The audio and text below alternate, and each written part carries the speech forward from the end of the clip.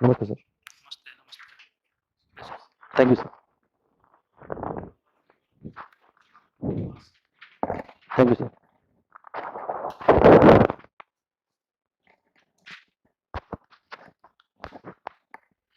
આપણો પરિચય આપજો સાહેબ.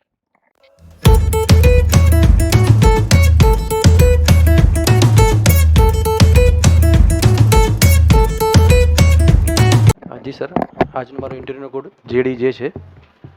ગણિત વિષય સાથે સ્નાતક અને BEd પૂર્ણ કરેલ છે.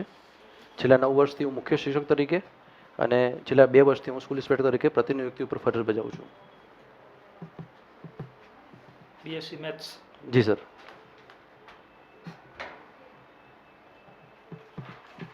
અત્યારે એચ સ્ટાર્ટ તરીકે છો? જી સર. પહેલા મેથ્સના શિક્ષક તરીકે હતા?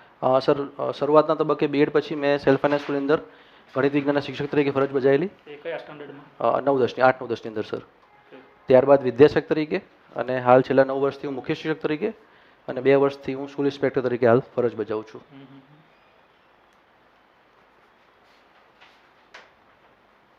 ગોસનું સમીકરણ વિશે જાણો છો કાંઈ? Sorry sir?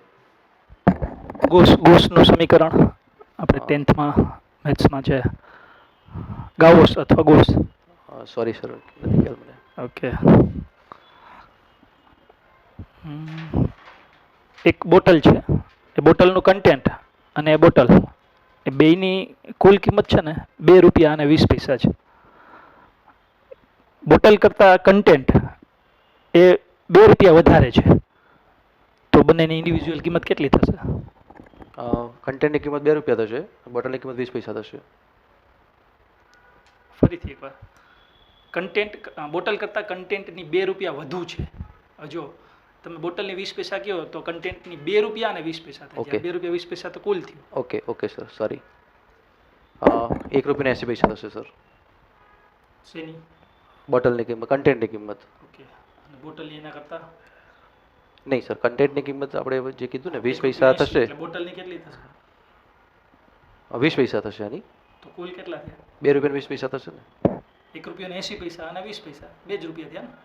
નહીં સર, એના કરતાં 20 બોટલ કરતાં વધારે છે એટલે ₹2 થશે અને આની ₹2 આની 20 પૈસા થશે એટલે ₹2.20 ટોટલ કિંમત થશે. ઓકે.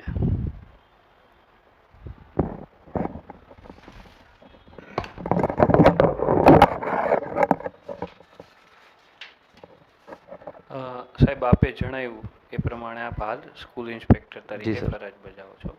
એ પહેલાં મુખ્ય શિક્ષક તરીકે ફરજ બજાવતા? જી સર. બરોબર છે. મુખ્ય શિક્ષક તરીકે આપે જે કાર્ય કર્યું એવી કોઈ સિદ્ધિ ગણાવશો તમારી શાળામાં? જી સર, હું 2012થી મુખ્ય શિક્ષક તરીકે ફરજ બજાવું છું અને NMMSની અંદર સર દર વર્ષે મારા સ્કૂલમાંથી મેરિટની અંદર વિદ્યાર્થી પસંદ પામતા હોય છે. એમાં સર સૌવિશેષ 2014ની અંદર એક જ વર્ષની અંદર સૌથી વધારે જિલ્લાની અંદર વિદ્યાર્થી પસંદ પામ્યા હોય એવા 8 વિદ્યાર્થી અમારા પસંદ પામેલા હતા. હવે બીજી કોઈ સિદ્ધિ છે તમારી મુખ્ય શિક્ષક તરીકે? જી સર. તમારી શાળામાં એ જણાવો. જી સર. સાથે સાથે સર બાળકો માટે ગણિતમાં રસ અને રુચિ જળવાઈ રહે, વિજ્ઞાન પ્રત્યે જાગૃતતા આવે અને કરંટ અફેર્સ એટલે કે બાળકો સમાચાર પત્ર પણ વાંચતા થાય એ માટે સર 3 બુલેટિન બોર્ડ્સ એટલે કે એને મેં વોલ નામ આપેલું હતું કે સમાચાર પત્ર માટેનું વોલ, ગણિત વિજ્ઞાન પ્રદર્શન માટેની વોલ અને વિજ્ઞાન માટેની વોલ. એ પ્રમાણે ભાષા કોર્નરનું શિક્ષકો અન્ય સંભાળતા હતા પણ આવી એક શરૂઆત સર કરેલી હતી. બરોબર છે. તમે સ્કૂલ ઇન્સ્પેક્ટર તરીકે પસંદગી પાઈમાં લીધું? જી સર. તો તમારી શાળામાં તો અત્યારે મુખ્ય શિક્ષક હાલ છે નહીં? જી સર. તો તમે સ્કૂલ ઇન્સ્પેક્ટરમાં ગયા. જી. તો તમારે લીધે તમારા સ્કૂલ ઇન્સ્પેક્ટરના પસંદગી પામવાને લીધે ત્યાં આગળ મુખ્ય શિક્ષકની ખોટ પડે એવું તમને નથી લાગતું? જી સર, હું બિલકુલ સર સ્કૂલ સાથે જોડાયેલો છું. હા, સીધો જ નથી કહી શકતા આપણે, પણ કોઈ બી એમને મુશ્કેલી નડતી હોય, કોઈ અડચણ હોય, કોઈ તકલીફ પડતી હોય તો બિલકુલ સર મારો માર્ગદર્શન એમની સાથે રહે છે. ક્યારેક જરૂર પડતી હોય તો જ્યારે અમારે કોઈ વિઝિટમાં નથી હોતું તો મૂળ શાળામાં અમારે જવાનું હોય છે તો એ વખતે પણ હું સર એમને બિલકુલ હેલ્પફુલ થતો હોઉં છું. બરાબર છે. પણ રોજબરોજનું જે કામ છે તમારું એ તો કોઈ બીજાએ કરવું પડતું હશે? જી સર, બિલકુલ સર. એટલે એ તો ખોટ રહેવાની ને? જી સર, મને વિશ્વાસ હતો કે મારું જે બેક સ્ટ્રેન્થ છે એ તૈયાર છે, એ લોકો કેપેબલ છે. અ, સાથે સાથે મળીને વહીવટી બાબત પણ એમને મેં ઘણી બધી શીખવાડેલી હતી, જેના કારણે સર મને વિશ્વાસ હતો કે હું અહીંયા જઈશ તો પણ સ્કૂલને આ બાબતની ખોટ નહીં ચાલે સર. અને એટલા માટે જ મને એક મોટિવેશન પણ સાથે મળ્યું કે કદાચ આમાં જઈશ તો મને પાછા આવતા પછી પણ મુશ્કેલી નહીં નડે સ્કૂલની અંદર. બેક સ્ટેન્ડ તો મજબૂત હશે તમારું, જી સર. પણ તો પણ સમય તો એને ફાળવવો પડે ને, અને એ સમય છે એ શાળાના સમયમાંથી જ ફાળવવાના છે. જી તો સર. એ તો લોસ રહેવાનો ને તમારી શાળાને. હા બિલકુલ સર, એટલે કદાચ એવું બને કે એમના વર્ગ અને વહીવટી બંનેનું કામ એમની ઉપર આવ્યું છે, પણ સાથે સર વિષય શિક્ષકના મેનેજમેન્ટ પણ એ પ્રમાણે થતું હતું કે એ તકલીફ ન હતી નડતી, એટલે બિલકુલ એમને સમયનું યોગદાન આપી અને એ કામ પૂર્ણ કરી રહ્યા છે. તમે હાલ સ્કૂલ ઇન્સ્પેક્ટર તરીકે ફરજ બજાવો છો. જી સર. ગુણોત્સવ 2.0થી તમે ખૂબ સારા પરિચિત છો. જી સર. હવે તમે એ જણાવશો કે જે ગુણોત્સવ 2.0નું માળખું છે જી સર. એ કોણે મંજૂર કરેલું છે, છેલ્લે એ કોને બતાવવામાં આવ્યું હતું અને પછી એનો અમલ કરવામાં આવ્યો હતો, એના વિશે આઈડિયા છે આપને? સોરી સર, કારણ કે હું બેચ 4માં જોડાયેલો હતો, એટલે સંપૂર્ણ છેલ્લે માળખું કોના સાથે મંજૂર થયું છે એના વિશે મને પર્ટિક્યુલર ખ્યાલ નથી સર. માળખા વિશે ખ્યાલ છે, પણ છેલ્લે અપ્રુવલ હું ગેસ કરું એ મુજબ જીસીઆરટી દ્વારા સર હશે. પણ બેચ 4માં જોડાયા તમે, એ પછી પણ ખાસો એવો 2 વર્ષ જેવો સમય જી થયો સર. છે, તો તમને એના વિશે આઈડિયા છે ખરો? નહીં સર, એટલે સુધારા બાબતનું કે કોને છેલ્લે અપ્રુવલ આપ્યું છે જીસીઆરટી છે એવું મને ખ્યાલ છે સર. ગુણોત્સવ 2.0માં આપ કામ કરો છો, તો એના વિશે એમાં કોઈ સુધારા આપ સૂચવી શકો છો? જી સર, જે ફ્રેમવર્ક અત્યારે જે છે એ યોગ્ય જ છે, એની અંદર કોઈ એવો સીધો સુધારાની કોઈ જરૂર નથી. એકાદ સુધારો એવો હું કહી શકું કે જે એકમ કસોટી બાબતમાં જે સ્પષ્ટતા કરવામાં આવી છે એની સ્પષ્ટતા શિક્ષકોને પૂરતી નથી હોતી, અને એના કારણે ક્યાંક કન્ફ્યુઝન એમને રહેતું હોય છે. તો એ બાબતે, સૂચનો બાબતે અને ફરી એક વખત માળખા બાબતે જો સ્પષ્ટ ફરી વખત તાલીમ આપીને નિદર્શન આપવામાં આવે તો એ સારી બાબત છે સર. તાલીમ તો આપણે ઓનલાઈન આપેલી છે, જી સર. દીક્ષા પોર્ટલ પર એનો કોર્સ પણ કરેલો બિલકુલ છે, સર. તો પણ હવે કેટલીક સ્પષ્ટતા કરશે? જી સર, પણ ક્યાંક ક્યાંક એવું જોવા મળ્યું છે હજી પણ કે શિક્ષકોમાં એ બાબતની સ્પષ્ટતા ન હતી, અને એના કારણે સરળતાથી એ લોકો પહેલાં જે ફેઝના રિઝલ્ટ હતું એની અંદર જેટલું જોઈએ એટલું આપણે એચીવ નહોતા કરી શક્યા. જો એ જાણી લે તો ઘણું સરળ કામ થઈ જાય સર.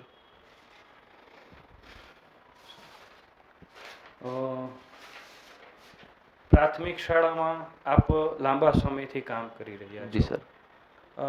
નવી શિક્ષણ નીતિ એ આપણે પ્રાથમિક શાળાઓમાં લાગુ પડી છે કે નહીં, અને લાગુ પડી છે તો કયા કયા મુદ્દાઓ એમાં લાગુ પડ્યા છે?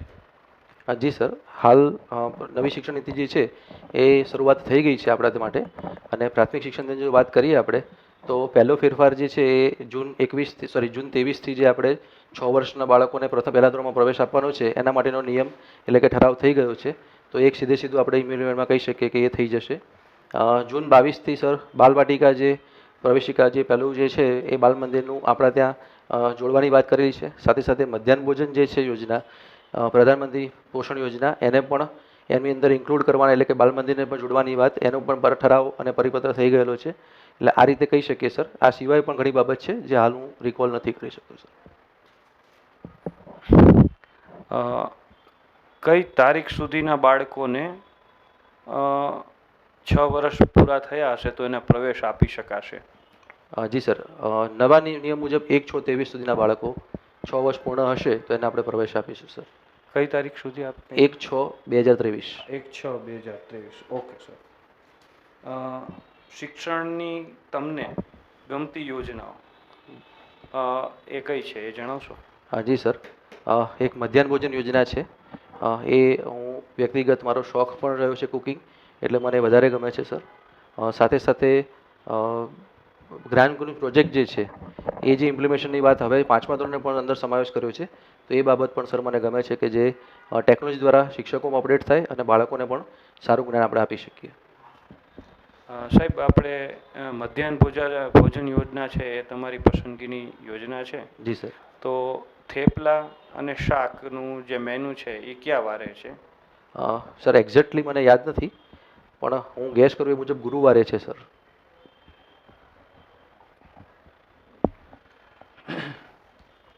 અ, બીજી આપે યોજના કીધી જ્ઞાનકુંજ પ્રોજેક્ટ. જ્ઞાનકુંજ પ્રોજેક્ટ. જ્ઞાનકુંજ પ્રોજેક્ટની શરૂઆત કયા વર્ષે થઈ હતી? 5 સપ્ટેમ્બર 2019થી સર. 19થી શરૂઆત થઈ હતી. જી સર. તમે શ્યોર છો આમાં? મે બી સોરી સર, 5 સપ્ટેમ્બર 2017થી થઈ હતી સર. 17થી. જી સર.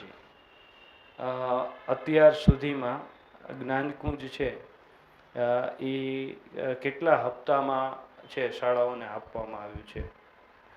મતલબ કે કેટલી વાર છે આ રીતે અપાયું છે? 1 વાર, 2 વાર, 3 વાર? સર એક્ઝેક્ટ મને ખ્યાલ નથી, કારણ કે એના વિશે સર હમણાં છેલ્લેથી હું એના જોડાયેલો નથી, પણ જ્યાં સુધી હું મુખ્ય શિક્ષક તરીકે હતો ત્યાં સુધીમાં 2 ફેઝ એમાં પૂર્ણ થયેલા હતા. અચ્છા. હવે જ્ઞાનકુંજમાં છે કઈ કઈ વસ્તુઓ છે એ આપે છે એના વિશે આપની જાણકારી છે? જી સર. એક વ્હાઇટ બોર્ડ જે છે, આપણે કહીએ પ્રોજેક્ટર આપવામાં આવે છે, IR કેમેરા આપવામાં આવેલા છે, એક ડિજિટલ પેન જે કહીએ છીએ, સાથે સર 14 લેપટોપ આપવામાં આવે છે. અચ્છા. કોઈ શાળામાં 6 થી 8માં છે 6 વર્ગો છે, દરેક ધોરણમાં 2 વર્ગો છે. જી સર. તો સરકાર છે એ કેટલા આવા સેટ પૂરા પાડશે અને એનું ફિટિંગ કરી આપશે સરકાર તરફથી? જી સર. પહેલા તબક્કામાં સર 2 જ ધોરણ માટેનું આપવામાં આવેલું હતું, પણ બીજા તબક્કામાં જ્યારે આપવામાં આવ્યું ત્યારે વર્ગની જરૂરિયાત મુજબ એમને પૂરતા કરી આપવામાં આવેલા હતા. એટલે 6 વર્ગો માટે જી જી સર. બીજા તબક્કામાં બીજા 4 વર્ગનું આવ્યું હશે એમના માટે. તમે શ્યોર છો? સર મને એવું ખ્યાલ હતું કે બીજા જે તબક્કો છે એમાં જે સંખ્યા હોય ખૂટતી સંખ્યા મુજબનું અથવા તો એમની જરૂરિયાત મુજબનું એમાં આપવામાં આવતું હતું. ધોરણને અપાશે કે નહીં? 7મું 8મું 2 જ ધોરણને સર આપવામાં આવશે. 7 તો એનો મતલબ એમ થયો ને કે 4 વર્ગોને જ આપશે. બિલકુલ સર. બરોબર. જી સર. તો શાળાના બીજા બાળકો છે એ વર્ગોનો લાભ લઈ શકે ખરા? હા જી સર. જો વર્ગો પૂરતા પ્રમાણમાં હોય અને અલગથી જો મેનેજ થઈ શકતું હોય તો અન્ય બાળકોને પણ આપણે ચોક્કસથી વર્ગનો લાભ અપાવી શકીએ.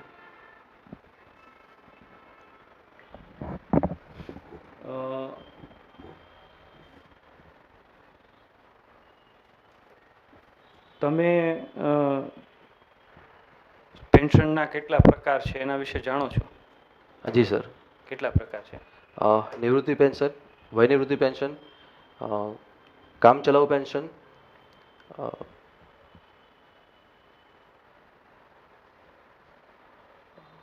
સોરી અત્યારે સર 3 યાદ આવે છે. ઓકે. રહેમિયત પેન્શન છે સર. રહેમિયત પેન્શન છે. કુટુંબ પેન્શન? જી સર. કુટુંબ પેન્શન. હા. લઘુત્તમ પેન્શન 7મા પગાર પંચ પ્રમાણે કેટલું અપાવવું જોઈએ એના વિશે આપને જાણકારી છે? જી સર. 9,000 રૂપિયા છે. ગ્રેજ્યુએટી વિશે જાણો છો આપ? જી સર. ગ્રેજ્યુએટી મહત્તમ કેટલી આપી શકાય? 16.5 પગાર અથવા તો 20 લાખ રૂપિયા વધુમાં વધુ, બેમાંથી જે વધુ હોય.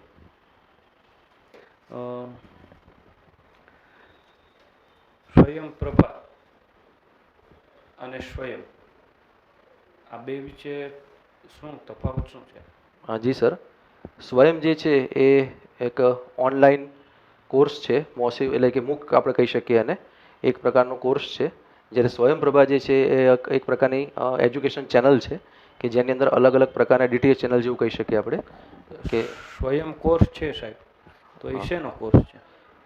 બાળકોના મોટિવેશનલ એટલે કે લર્નિંગ, એનું જે નામ છે એ જ મુજબ એનું એક્ઝેક્ટલી હું સર અત્યારે રિકોલ નથી કરી શકતો, પણ એના માટેનું જ એ ઓનલાઈન કોર્સ છે સર. એ પ્લેટફોર્મ છે કે કોર્સ છે? Course sir. સિંગલ કોર્સ છે? બિલકુલ સર. તો એ કોણ કરે છે એવા કોર્સીસ જે છે? કયા એજ ગ્રુપ ધોરણના કોના માટે અવેલેબલ છે? જી સર. જે બાળકો સીધા જ ફિઝિકલ એજ્યુકેશન સાથે જોડાઈ શકતા નથી અને જેમની પાસે અવેલેબિલિટી નથી એ પ્રકારના ઓનલાઈન કોર્સ એની ઉપર મૂકવામાં આવે છે અને એ કોર્સ એની અંદર કરી શકતા હોય છે. એટલે એક કોર્સનું પ્લેટફોર્મ થયું ને, કોઈ એક ફિક્સ કોર્સ તો નહીં સર. પ્લેટફોર્મ છે, ઓનલાઈન પ્લેટફોર્મ છે સર. અને સ્વયંપ્રભા DTH ચેનલ છે જેમાં અલગ અલગ 34 પ્રકારના કાર્યક્રમો બતાવવામાં આવતા હોય છે. 34 પ્રકારના કાર્યક્રમ જી સર. કે 32 ચેનલ સાથે હોય છે. Sorry sir. સારું.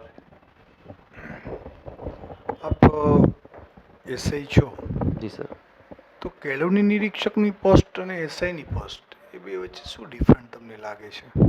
જી સર. પ્રાથમિકની અંદર મદદનીશ કેળવણી નિરીક્ષકની પોસ્ટ હોય છે. કેળવણી નિરીક્ષક એની ઉપર પોસ્ટ આપેલી હોય છે. એમનું કામ સર વહીવટી બાબત જોવાનું હોય છે, જે તે શિક્ષકોના કોન્ફિડન્શિયલ રિપોર્ટ CR પણ ભરવાનું કામ કરતા હોય છે. ઇજાફા માટેનું જે રિપોર્ટ કાર્ડ હોય છે તેમાં પણ એમનું ભલામણ થતી હોય છે. જ્યારે એસઆઈનું કામગીરી જે છે એ સ્કૂલ ઇવેલ્યુએશન એટલે કે એક્રેડિશન એમને સર્ટિફિકેટ માટેનું કામ કરવાનું હોય છે સર. તો કેળવણી નિરીક્ષક આ કામ ન કરી શકે? જી સર. એમનું પણ મૂલ્યાંકનનું કામ બિલકુલ હોય છે સર. એ પણ મૂલ્યાંકન કરતા હોય છે. પણ સર આપણી શિક્ષણ નીતિની અંદર પણ જોગવાઈ કરી હતી અને એ પહેલાં પણ આરટીની અંદર પણ સર જોગવાઈ હતી એ મુજબ થર્ડ પાર્ટી ઇન્સ્પેક્શન કરાવવાની જે વાત હતી, તો એક આ કેડર ઊભી કરવામાં આવી કે જેમાં થર્ડ પાર્ટી ઇવેલ્યુએશન થાય એના માટે આ સ્કૂલ ઇન્સ્પેક્ટરની અલગથી અલાયદી પોસ્ટ સર ઊભી કરવામાં આવેલી છે. રાઇટ ટુ એજ્યુકેશન 2009માં એવું ગુજરાતમાં 2012માં અમલીકરણ થયું. જી સર. આ અમલીકરણનું અભ્યાસક્રમને એ બધાની કામગીરી કઈ સંસ્થા કરી રહી છે? GCRT દ્વારા સર થઈ રહ્યું છે. GCRT એના હાલના નિયામક કોણ છે? માન્ય ડૉક્ટર TS જોશી સાહેબ. રાઇટ ટુ એજ્યુકેશનમાં એક વાત એવી હતી કે કોઈ બાળક છે અમુક કિલોમીટરથી વધારે આવતું હોય 1 થી 5માં અને 6 થી 8માં, તો એને એક યોજના અંતર્ગત લાભ આપવામાં આવતો હતો. એ યોજના કઈ છે? જી સર. ટ્રાન્સપોર્ટેશન યોજના છે સર. એમનો ક્રાઇટેરિયા શું છે? 1 થી 5 ધોરણ માટે 1 કિલોમીટરથી વધારે અને 6 થી 8 ધોરણ માટે 3 કિલોમીટરથી વધારે જો અંતર હોય એરિયલ ડિસ્ટન્સ. અને 9 થી 10 માટે? સર એના એક્ઝેક્ટ મને યાદ નથી સર, ખ્યાલ નથી એના વિશે. રાઇટ ટુ એજ્યુકેશનમાં એક સમિતિ રચવામાં આવે છે, એ સમિતિનું નામ શું છે? SMC સમિતિ સર. અને SMDC એ શું એ છે? માધ્યમિક કક્ષાએ સર છે. એ બેમાં ડિફરન્ટ શું છે? બેઝિકલી સર સભ્યોનો ફરક છે. SMCની અંદર 12 સભ્યો હોય છે, SMDCની અંદર 16 સભ્યો હોય છે સર. અને SMCમાં જે 12 સભ્યો હોય છે એમાં મેલ વાળી કેટલા હોય અને ફિમેલ વાળી કેટલા હોય છે? જી સર. 50% ફિમેલ વાળી હોય છે એની અંદર સર. NCF છે 2005, જી સર. એમાં મુખ્ય વાત કઈ હતી? જી સર. જે રાઇટ ટુ એજ્યુકેશન અમલમાં આવ્યું 2009, એના માટેની જે ભલામણ હતી સર એ જ્ઞાન આયોગ જે 2005માં આવ્યું હતું એની સાથે NCFને જોડી દેવામાં આવ્યું હતું.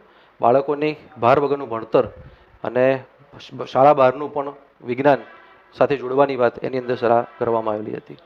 એક NCF સંદર્ભે એક વાક્ય એવું હતું કે હું ઈચ્છું છું કે રિક્ષાવાળો પણ PhD નો અભ્યાસ કરી શકે. આ વાત કોણે કરેલી ને એ ખ્યાલ છે કઈ? સોરી સર, એનો એક્ઝેક્ટ ખ્યાલ નથી સર મને. કોઈ એક શાળા છે, જી સર. એ શાળામાં 1 થી 5માં 45 વિદ્યાર્થીઓ છે, 6 થી 8માં પણ 45 વિદ્યાર્થીઓ છે, તો એ શાળાનું મહેકમ કેટલું હોય? જી સર. 5નું મહેકમ બનશે સર. કઈ રીતે થશે? 1 થી 5નું અલગ મહેકમ ગણાશે એટલે એમાં 2 શિક્ષકો મળવાપાત્ર થશે, 45 છે એટલે. અને 6 થી 8 3 વર્ગો છે સર, એટલે ત્યાં 3 વિષયના એક શિક્ષક મળવાપાત્ર થશે સર. આવું શા માટે? સંખ્યા 2માં સરખી છે તો નાના ધોરણમાં 2 જ શિક્ષકો મળે ને જી સર. એનાથી ધોરણ 5 ઓલા પણ 3 ધોરણ, તો એને લીધે બાળકોની ગુણવત્તા ઉપર ખરાબ અસર ન પડે? જી સર. જે રેશિયો આપેલો છે આપણને એ 1 થી 5માં 1:30નો છે, એ મુજબ ત્યાં મળવાપાત્ર થતું હોય છે. સાથે સાથે 1 થી 5માં જે શિક્ષકો હોય છે તમામ વિષયો સાથે જોડાયેલા હોય છે અને એ પ્રકારનું એમને તાલીમ પણ લીધેલી હોય છે. તમે શું માનો છો, ત્યાં બાળકોનું શૈક્ષણિક કાર્ય અગડે એવું નથી લાગતું 1 થી 5માં? જી સર. સંખ્યાનું મહેકમ ઓછું છે એટલે જે વધારે વર્ગ એમને આપવામાં આવે છે એમાં તો બિલકુલ સર આપણે એવું કહી શકીએ, પણ સાથે સાથે સંખ્યા ઓછી છે સર, એટલે એવું કહી શકીએ કે કદાચ એક ગ્રુપની અંદર પણ એ સરળતાથી એનું કામ આપીને સમજાવી શકતા હોય સર. આપણે હાલમાં શિક્ષકો માટે એક પરીક્ષા લેવામાં આવે છે, પ્રાથમિક શિક્ષકો માટે પણ લેવામાં આવે છે અને માધ્યમિક માટે પણ લેવામાં આવે છે શિક્ષકની નિમણૂક પહેલા. જી સર. એ પરીક્ષાઓના નામ જાણો છો? જી સર. 1 થી 5 માટે ટેટ 1 છે, 6 થી 8 માટે ટેટ 2 છે, 9 થી 10 માટે ટાટ અને હાયર સેકન્ડરી માટે પણ ટાટ હાયર સેકન્ડરી માટે લેવામાં આવ્યું છે. ટાટ અને ટેટમાં શું ડિફરન્ટ છે? પેલું સર એલિજિબિલિટી ટેસ્ટ છે, ટીચર્સ એલિજિબિલિટી ટેસ્ટ છે, અને પેલું ટીચર્સ એબિલિટી ટેસ્ટ છે સર. મુખ્ય શિક્ષક પ્રાથમિકમાં ભરાય તો એની માટે જુદી પરીક્ષા છે, માધ્યમિકમાં ભરાય તો એનું જુદું નામ છે, એ બંનેના નામ શું છે? જી સર, પ્રાથમિક માટે HTAT છે, જ્યારે માધ્યમિક માટે HMAT છે સર. ત્યાં માધ્યમિક વિનિયમો એ સરકારી શાળાઓને લાગુ પડે? જી સર. સરકારી શાળાઓને લાગુ પડે? જી સર, 72-74 બંને વિનિમયો છે એ સરકારી શાળા પર લાગુ પડશે સર. સરકારી શાળાઓ એટલે કેવી શાળાઓ? જી સર, જે સીધી સરકારના હસ્તકમાં આવેલી હોય, કમિશનર સ્કૂલ ઓફ કમિશનરના અંડરમાં એ કામ કરતી હોય. આપનો વર્ગ 2માં કઈ કઈ જગ્યાઓ ઉપર પોસ્ટિંગ થઈ શકે? જી સર, DO કચેરીની અંદર એજ્યુકેશન ઇન્સ્પેક્ટર તરીકે, સરકારી માધ્યમિક શાળામાં આચાર્ય તરીકે, પરીક્ષા બોર્ડની અંદર મદદનીશ સચિવ તરીકે, નિયામક કચેરીની અંદર પણ નાયબ નિયામક તરીકે, સાથે સાથે સંસ્કૃત પાઠશાળાના નિરીક્ષક તરીકે, વ્યવસાયિક નિરીક્ષક તરીકે. હાલ સર આટલી મને ખ્યાલ છે સર. આ બોર્ડના મદદનીશ સચિવ છે, એક ઠેકાણે પેપર લઈને ગાડી જતી હતી, પેપર ઊંધા પડી ગયા, પેપર રસ્તા ઉપર રજડે છે, આપને પૂછવામાં આવે કે આની માટે જવાબદાર કોણ? જી સર. આપ બોર્ડના મદદનીશ સચિવ છો. જી સર. જી સર, બિલકુલ. જે વ્યક્તિને ત્યાં સોંપવામાં આવેલી છે જે જવાબદારી, એ વ્યક્તિએ કયા કારણોસર એ થયું છે, એક્સિડન્ટ થયું હોય તો સર એમાં કોઈની વ્યક્તિગત જવાબદારી ના કહી શકીએ, પણ જો એમનાથી શરત ચૂકથી જો પડી ગયા છે તો બિલકુલ જે રૂટ સુપરવાઇઝર જે લઈ જવા માટે છે એમની સર એ અંગત જવાબદારી બનશે સર. તો આપ પહેલું કાર્ય શું કરશો ત્યાં? બિલકુલ સર, એના માટે હું અલગથી જે આપણે પાલા કેન્દ્ર કહીએ છીએ જ્યાંથી પેપરોને મોકલાવવામાં આવતા હોય છે, તો એ સેન્ટર ઉપરથી હું પેપર તો જે તે સેન્ટર ઉપર પહેલાં પહોંચાડવાની વ્યવસ્થા કરીશ. જો એવું નહીં હોય તો સર નજીકની અંદર ઝેરોક્સના જે સેન્ટર્સ હશે એ કલેક્ટરની મદદથી એ ઓપન કરાવી અને ત્યાં આગળથી જે ઝેરોક્સ કઢાવી અને જે તે સેન્ટર ઉપર હું પહોંચાડવાનો પ્રયત્ન કરીશ જો ડિસ્ટન્સ વધારે દૂર હશે તો. અને આ બાજુ પોલીસ દ્વારા જે તે આવું બન્યું છે તો એ પેપરોને કવર કરવા માટે પ્રયત્ન કરીશ સર. આપ એજ્યુકેશન ઇન્સ્પેક્ટર છો, આપ એક શાળાની મંજૂરી આપવાની છે, શાળાની મંજૂરી માટેના નોર્મ્સ ક્યાં ક્યાં હોઈ શકે? જી સર, સ્થળ તપાસ કરવાની જવાબદારી એક એજ્યુકેશન ઇન્સ્પેક્ટરને સોંપવામાં આવતી હોય છે અને એ જ્યારે જાય છે ત્યારે ઓનલાઈન અરજી જે કરી છે પછી સ્થળ તપાસ કરવાની હોય છે તો રજિસ્ટર ટ્રસ્ટ જે છે રજિસ્ટર છે કે નહીં, જે સંચાલક મંડળ છે એ આર્થિક રીતે સદ્ધર છે કે નહીં, એ એક જોગવાઈ એમનું બેંક સ્ટેટમેન્ટ ઉપરથી જોવાતું હોય છે. સાથે સાથે જે એરિયા જે છે તો સ્કૂલ જે છે કેમ્પસ એ ફાયર સેફ્ટીની દૃષ્ટિએ, ડિઝાસ્ટરની દૃષ્ટિએ એપ્રુવલવાળું છે કે નહીં, જો મેઇન રોડ ઉપરની સ્કૂલ હશે તો ટ્રાન્સપોર્ટેશન માટે અથવા તો જો બાળકોની સેફટી માટે કયા સ્ટેપ્સ લઈ શકાય, પાર્કિંગની વ્યવસ્થા કેટલી છે, મેદાનની જોગવાઈ કઈ કઈ છે સર, આ એક જોવામાં આવશે સર. મેદાન કેટલું હોવું જોઈએ? જી સર, શહેરી વિસ્તાર માટે 800 ચોરસ મીટર છે, ગ્રામ્ય વિસ્તાર માટે સર 1500 ચોરસ મીટરનો વિસ્તાર છે સર. એક શાળાથી બીજી શાળા કેટલી નજીક હોય તો એક શાળાને મંજૂરી મળી શકે? સરકારી શાળાની સર આપણે વાત કરીએ તો 3 કિલોમીટરનો એરિયા માધ્યમિક માટે છે સર. ના, હું ગ્રાન્ટેડ અને સેલ્ફ ફાઇનાન્સની વાત કરું છું. ચોક્કસ સર, એનું જો 20%થી ઓછું વિદ્યાર્થીઓની સંખ્યામાં ફરક ના પડતો હોય 20% સુધીથી તો મંજૂરી આપી શકાય સર. આપ એક અનુદાનિત શાળાની ઇન્સ્પેક્શન કરવા જઈ રહ્યા છો, જી સર. તો આપનું પ્રાથમિક તપાસ શું હશે? જી સર, એ જ્યારે સ્કૂલમાં હું જઉં છું ત્યારે ચોક્કસથી એ લોકોનું જે GR રજિસ્ટર જે છે એ એક જોવામાં આવશે. ગયા વર્ષનો ઓડિટ રિપોર્ટ એમને સબમિટ કરાયો છે. GR register? General register sir. GR register? બિલકુલ sorry sir, general register. Okay, બીજું શું જોશો? સર, ગયા વર્ષનો એમનો ઓડિટ રિપોર્ટ છે કે નહીં, એ ઓડિટ કરાયું છે કે નહીં, એમને ગ્રાન્ટનો વપરાશ યોગ્ય છે, બાળકોના LC જે આપેલા છે તો એ યોગ્ય થયેલા છે કે નહીં, સાથે સાથે બોર્ડનું પરિણામ, ઇન્સ્પેક્શન રિપોર્ટ, આની સર હું તપાસ કરીશ. તમે એને રોજમેલ તપાસી શકો? નહીં સર. શા માટે ન તપાસી શકો? સર, એના માટે અલગથી ઓડિટ થતું હોય છે સર બોર્ડ દ્વારા. એટલે ઇન્સ્પેક્શન તો સમગ્ર શાળાનું છે. જી સર. નાણાકીય વહીવટ પણ એક શાળાનો ભાગ છે. બિલકુલ સર, પણ એમને એક સર્ટિફિકેટ સર ઓડિટના અંતે આપવામાં આવતું હોય છે કે ભાઈ તમારો જે હિસાબ છે રોજમેળ મુજબનો યોગ્ય છે, તો એ સર્ટિફિકેટ સર જોવાથી આપણને અંદાજ આવી જશે કે એમને નિયમિત મુજબ ઓડિટ કરાયેલું છે કે નહીં સર. કોઈ આચાર્ય ગેરરીતિ આચરી હોય નાણાકીય રીતે તો એની તપાસ ઓડિટર કરશે કે એજ્યુકેશન ઇન્સ્પેક્ટર કરશે? નહીં સર, આવું જો કમ્પ્લેન જ્યારે આવશે અને DO સાહેબ થ્રુ એ જો તપાસ સોંપવામાં આવશે તો બિલકુલ સર EI તરીકે મારે ચેક કરવાનું થશે સર. આપ રાજ્ય પરીક્ષા બોર્ડના સચિવ છો. જી સર. તો આપે કઈ કઈ પરીક્ષાઓ લેવી પડે? જી સર, હાલ કુલ 22 પ્રકારની અલગ અલગ પરીક્ષાઓ લેવાય છે, જેની અંદર ટેટ ટાટની પણ સમાવેશ થઈ જાય છે, HMATનો પણ એમાં સમાવેશ થતો હોય છે સર, સાથે સાથે એનએમએમએસની પરીક્ષાનો પણ સમાવેશ થાય છે, એનટીએસની પરીક્ષાનો સમાવેશ થાય છે સર, પીએસસી, ડ્રોઈંગ અને એલિમેન્ટરીની પરીક્ષાનો સમાવેશ થાય છે સર. ટીએસટી અને એનટીએસસી એ બે વચ્ચે શું ડિફરન્ટ છે? ટેલેન્ટ સર્ચ એક્ઝામ છે સર, 9મા ધોરણના એટલે પ્રખરતા સુધી કસોટી કહી શકીએ આપણે, એ 9મા ધોરણના બાળકો આપતા હોય છે, જ્યારે એનટીએસસી છે એ સર ધોરણ 10ના બાળકો આપતા હોય છે સર. એ બંને કોણ લે છે? સર એનટીએસસીમાં પહેલો ફેઝ જે છે એ આપણા ત્યાં સ્કૂલ એટલે કે સ્ટેટ એક્ઝામિન બોર્ડ દ્વારા લેવાતું હોય છે, અને બીજા ફેઝની પરીક્ષા છે સર એ એનસીઆરટી દ્વારા લેવાતી હોય છે સર. અને ટીએસટી કોણ લે છે? ટીએસટી સર રાજ્ય પરીક્ષા બોર્ડ દ્વારા લેવાતું હોય છે સર. તમે માધ્યમિક શાળાનું મૂલ્યાંકન પ્રથાની આપણે વાત કરીએ તો ધોરણ 10 અને ધોરણ 12 એ બંનેમાં ઇન્ટરનલ ગુણ કેટલા હોય છે? સર સોરી, હું સીધું એની સાથે જોડાયેલો નથી સર, એટલે મને એક્ઝેક્ટ ખ્યાલ નથી, પણ જે મારો પહેલાં જે ખ્યાલ હતો એ મુજબ સર અત્યારે 20 એટલે 80-20નો સર રેશિયો છે સર. 80 માર્ક્સનું પેપર અને 20 માર્ક્સ ઇન્ટરનલ ગુણાંકન. 20માંથી એને ડિવાઇડેડ કરેલા છે કે સીધા 20 આપી દેવાના? સર ડિવાઈડ કરેલા છે સર 5-5ના 4 ફેઝની અંદર સર. તો એના વિશે જણાવશો? સોરી સર, એનું સીધું જોડાયેલું નથી, હું જાણી લઈશ સર. નવી એજ્યુકેશન પોલિસીમાં SBA કરીને એક શબ્દ છે, એનું ફૂલ ફોર્મ જણાવશો? સોરી સર, એનું એક માધ્યમિક શાળાના તમે એજ્યુકેશન ઇન્સ્પેક્ટર તરીકે મુલાકાત લ્યો છો. જી સર. એ શાળામાં ધોરણ 9માં 22ની સંખ્યા છે, ધોરણ 10માં 22ની સંખ્યા છે. એ શાળા ગ્રામ્ય વિસ્તારની શાળા છે, તો એ શાળા બંધ કરવી પડે કે શાળા ચાલુ રાખવી પડે? સર હાલની જે જોગવાઈ છે સર એ મુજબ તો કોરોનામાં જે છૂટ આપવામાં આવી છે એ મુજબ તો સર ચાલુ રહેશે સર. કોરોના નથી ને કોમન વસ્તુ છે તો સર એમનો પહેલો વર્ગ 60નો હશે, પછી જ મંજૂરી મળી હશે સર એમને. 9માં 22 છે, 10માં બી 22 છે. જી સર. બીજો વર્ગ આપવાની વાત જ નથી અહીં. જી સર. તો એ શાળા વિશે તમે શું કહેશો, ગ્રામ્ય વિસ્તારની શાળા? સોરી સર, એક્ઝેક્ટ મને ખ્યાલ નથી. જો એ 3 કિલોમીટર માધ્યમિક શાળા હશે ને 3 કિલોમીટરથી વધારે અંતરમાં કોઈ અન્ય શાળા નહીં હોય સર તો ચાલુ રાખવાની જોગવાઈ હશે સર એમાં. ધોરણ 11માં એક શાળામાં 55 વિદ્યાર્થી છે, ધોરણ 12માં પણ 60 વિદ્યાર્થી છે, કુલ શાળાની સંખ્યા 115 છે. જી સર. તો ત્યાં મળવાપાત્ર શિક્ષકો કેટલા થાય? 2 વર્ગો છે સર ત્યાં આગળ.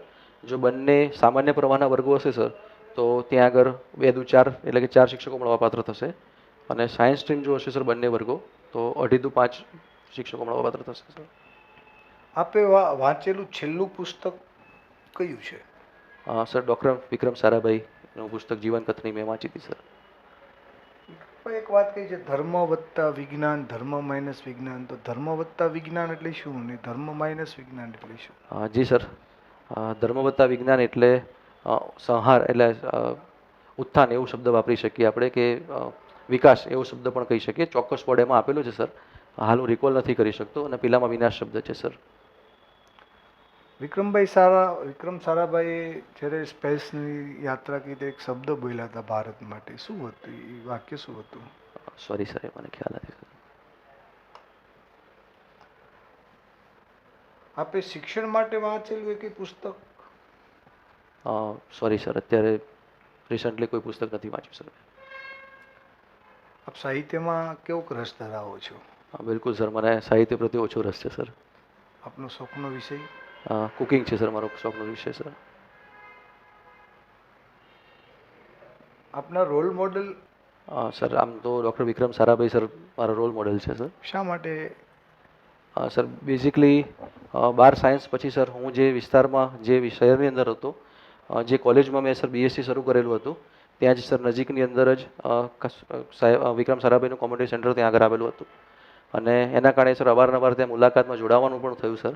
સાથે સાથે ત્યાં કેટલાક સર પુસ્તકો પણ એમના વાંચેલા હતા, કે જેના કારણે સર એક 3 વસ્તુઓ સર મને હજી પણ યાદ છે, કે એક સમયપાલન, સમયનું આયોજન કેવી રીતના કરવું, અને એક પ્રસંગ પણ સર એની અંદર બિલકુલ અમને ભણાવ્યો છે એ હજી પણ યાદ છે, કે એક સાથે કેવી રીતના તમે નાની વ્યક્તિ સાથે પણ કેવી રીતના જોડાઈને કામ કરી શકવું આપણે.